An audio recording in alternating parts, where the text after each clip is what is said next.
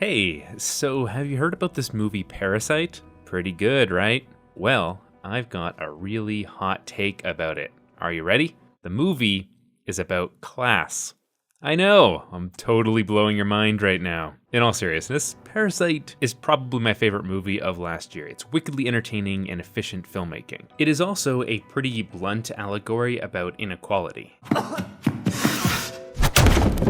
And I don't think you have to do a lot of digging to get what director Bong Joon-ho is trying to tell you. So if the broad strokes of what Parasite is about are clear, what am I doing here? Well, I wanted to dive deeper into this movie and figure out what it was about, so I went back and watched all 7 films that Bong Joon-ho has written and directed. And I think something really interesting happens when you look at Parasite in the context of his entire filmography. Here's what I found.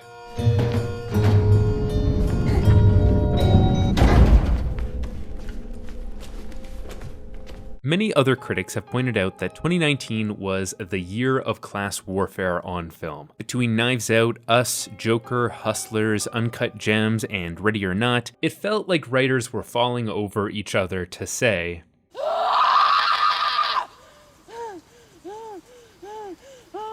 fucking rich people! But Bong Joon-ho has been on this beat for 20 years. His first movie came out in 2000 and is, well, his only not good movie. The rest of them are all classics in their genre, but Barking Dogs Never Bite is pretty stilted. It's also very uncomfortable given that its main character keeps killing dogs. But I mention it because right from the beginning of his career, Bong Joon-ho was interested in writing stories about class and how poverty changes people. In Parasite, there's a moment when the parents of the poor family make this observation. 이 사모님이 참 순진해. 착하고. 부자인데 착하다니까. 부자인데 착해가 아니라 부자니까 착한 거지. 뭔 소리인지 알아? 솔직히. 이 돈이 다 나한테 있었어 봐. 나는 더 착하지. 착해. 그건 그래. 네 엄마 말이 맞아. 부자들이 원래 순진해. 꼬인 게 없고. 부자 집은 또 애들이 구김살이 없어. 대림이야 대림이. 돈이 대림이다. 구김살을 쫙 펴줘. Barking Dogs is Bong Joon-ho trying to explore the creases. Much of the film centers on the main character's deteriorating relationship with his wife and how their lack of money tears at them. 남편 도와줄 생각 안 하고, 어? 비싼 개새끼나 사오고, 이런 비싼 고구마 맨날 처먹고. At one point in Mother, we learn that the titular character once considered killing herself and her child because of their extreme poverty. 내가 얼마나 힘들었으면 너는 나한테 세상 천재 너하고 나. And in Snowpiercer, otherwise heroic characters are revealed to have resorted to cannibalism when they ran out of food. In fact, all of his protagonists are poor. So, alright, Bong Joon-ho has a topic that he is fixated on and which crops up in his movies. But what's interesting is that he doesn't always portray it in the same way.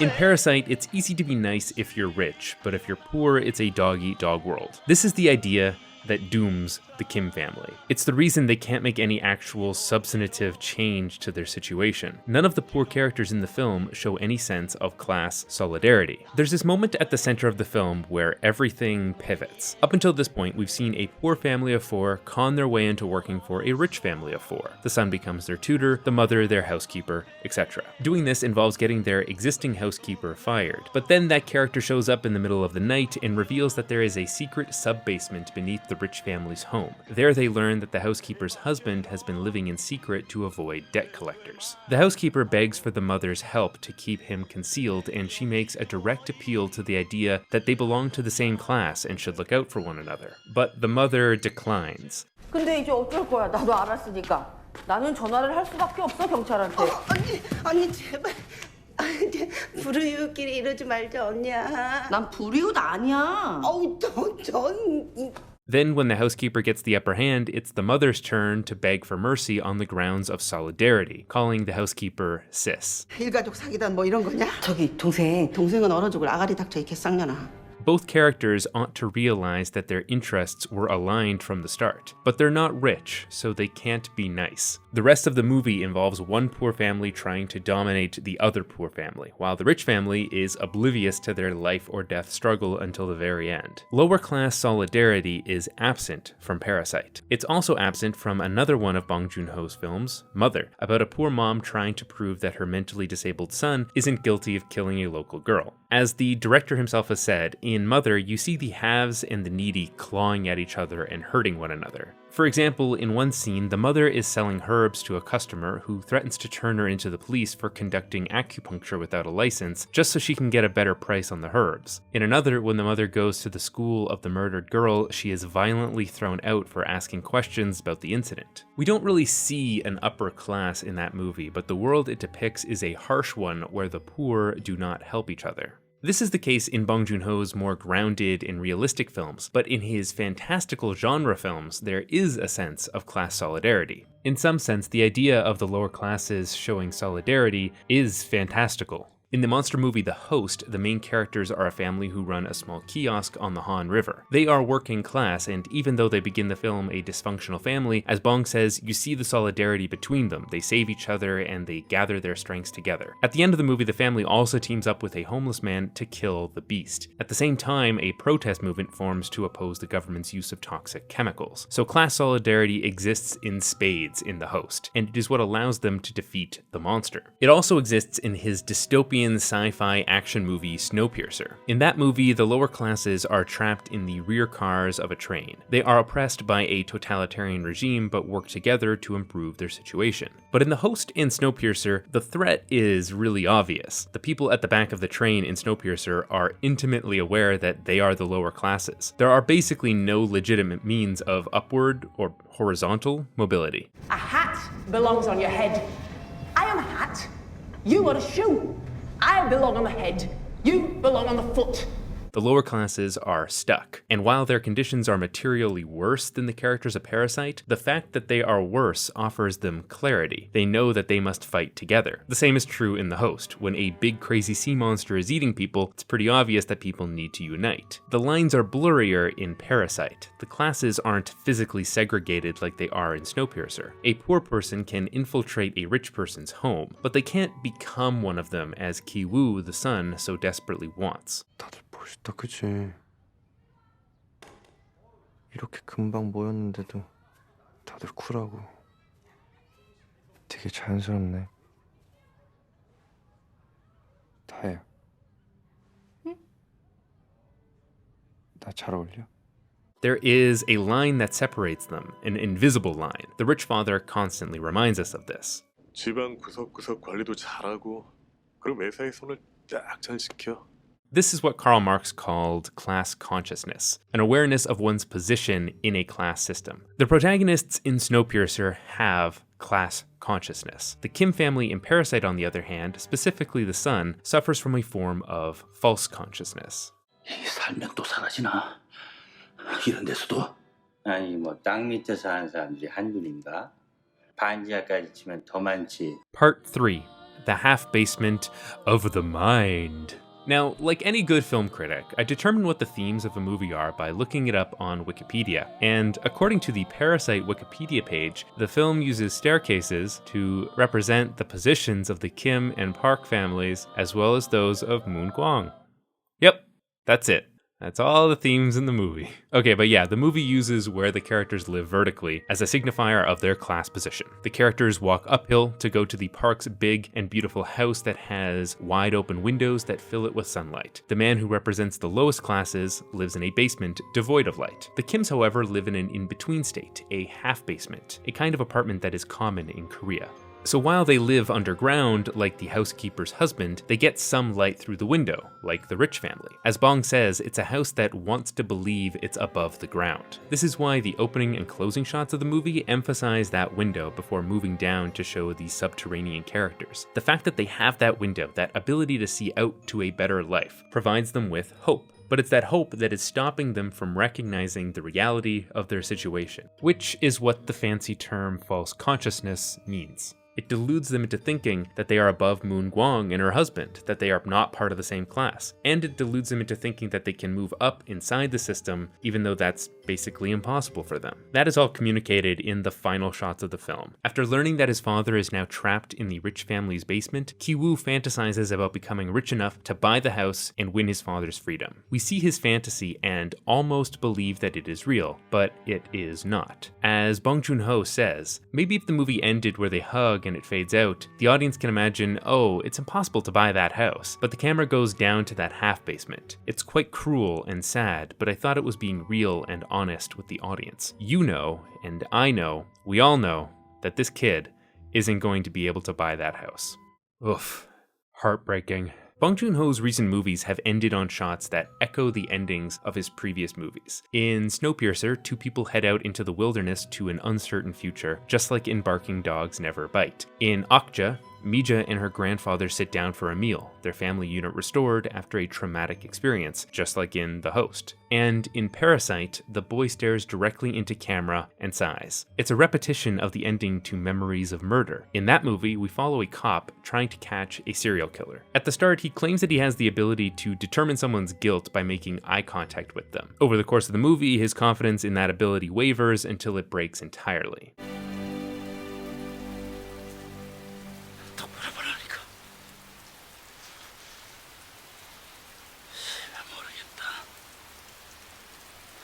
But in the coda of the movie, he revisits the first crime scene years after the fact and learns that the culprit had likely also returned to the spot recently. He then turns his eye contact method on the audience, looking directly into the camera, as if searching for the culprit among us, as if he's asking us what we know that he doesn't. In the last shot of Parasite, he too shares a look with us. While the letter he writes his father is filled with the hope of someday rescuing him, his expression is saddened and fatigued. And yet, we know that he's going to try, that he's going to work within the system to try and beat the system, but we know just how unlikely he is to succeed. Or maybe we don't. Maybe we believe the same things he does, and that's why this movie cuts so deeply. But that's just what this movie is saying. I'm not exactly sure it's what Bong Joon-ho believes. Throughout his filmography, he keeps returning to this problem of what the oppressed can do to better their situation, and he's come to several conflicting answers.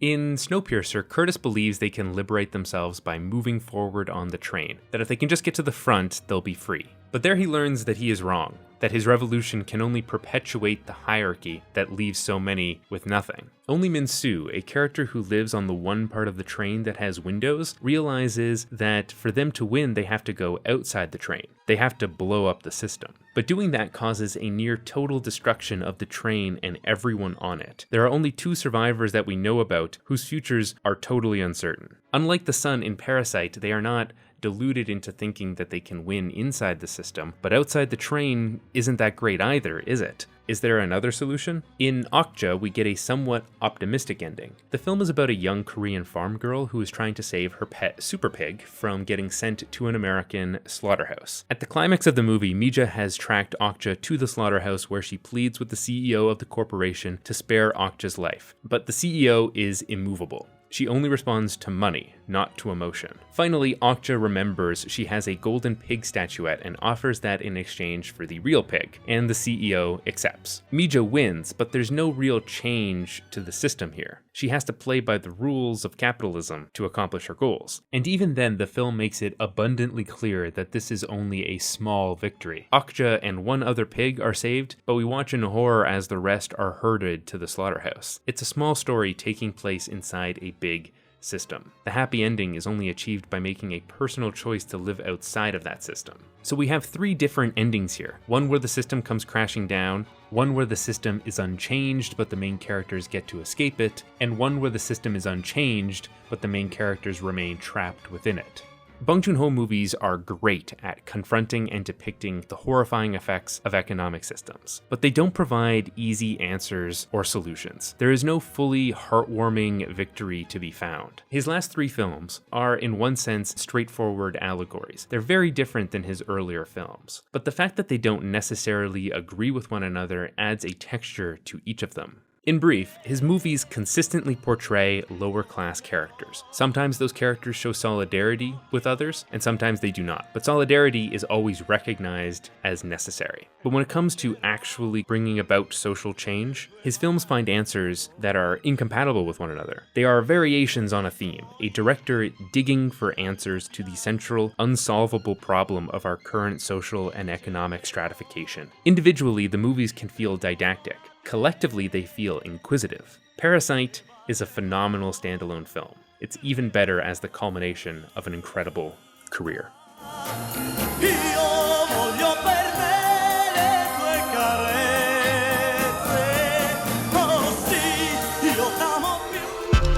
Bong Joon-ho's films are stuffed with political messages, but they also have wonderful, fully formed characters. If you want to learn a few more techniques about how to write more believable characters, then check out this course on Skillshare, the sponsor of this video. The course is by Sabah Tahir, the author of the New York Times bestselling series, An Ember in the Ashes. If you want to give it a look, or if you want to try out the thousands of other classes on writing, film production, and more that Skillshare has to offer, then click on the link in the description of this video. The first 500 people to do so will get 2 months of Skillshare for free and unlimited access to all of their classes. So click the link and let me know what you think. Thanks for watching, everyone. If you like what I do here and want to help me make these videos even better, then consider pledging to my Patreon page. This probably isn't going to be the last word I'll say about Bong Joon-ho, so if you want to help me make another video looking at his filmography, then you can pitch in as little as $1 a video on the Patreon. A big thank you to all of my current patrons, and as always, keep writing, everyone.